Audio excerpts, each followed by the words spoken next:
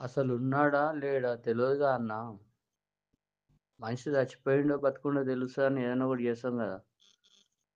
ఇంత పోరాటం చేసినా గానీ, ఆడ సుప్రీం కోర్ట్ దాకా పోయింది మన బాధ.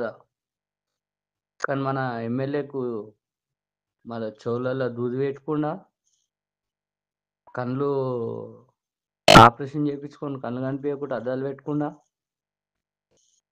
ప్రజల సమస్యలే తెలవదు. గెలవంగానే అలాగని ఇళ్ళకొచ్చిండు. వచ్చి ఏం చేసిండు? రా నీకు ఆహ్వానిస్తున్నాం అందరం. కలిసికట్టుగా నీకు సపోర్ట్ చేస్తాం. ఎవరైతేంది మాకు పని చేయాలె. కానీ నీకు అది గాదు గదా! నీకెప్పుడు చూసినా భూ కబ్జాలు. నీ పని నీకే గావాలి. నీకే సరిపోదు. నువ్వు ప్రజలకు సేవ చేయనీకి ఏడ నీకు టైం ఉంటది? నీ పనికే నీకు టైం సరిపోదు. నువ్వు మా సమస్య ఏడ తీరుస్తవు?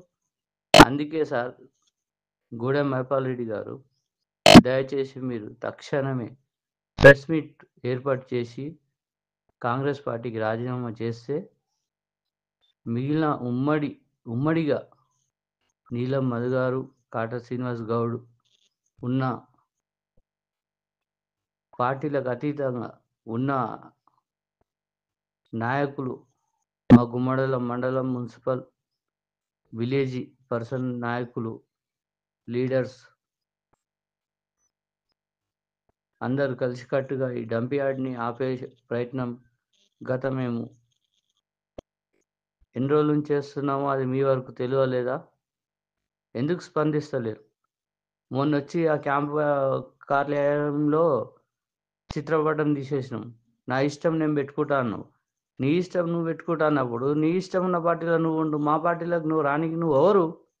నీకేం అధికారం ఉంది? మా పార్టీ నుంచి నువ్వు పోటీ చేసినావా? మా పార్టీ నీకు బీ ఫార్మ్ ఇచ్చిందా? కాంగ్రెస్ పార్టీ నుంచి బీ ఫార్మ్ తెచ్చుకున్నావా? రాజీనామా చెయ్యి. మళ్ళా గెలిచే సత్తా ఉంటే రాజీనామా చేసి ఎలక్షన్‌లకు రెడీగా. సమస్యకే స్పందిస్తలేవు. అసలు ఉన్నావా లేవా నువ్వు? ఇంతమంది మీ పిల్లలు, పెద్దలు, ముసలోళ్ళు, పెద్దలు, చిన్న పెద్ద తేడా లేకుండా మాటలు అంటుర్రు నిన్ను.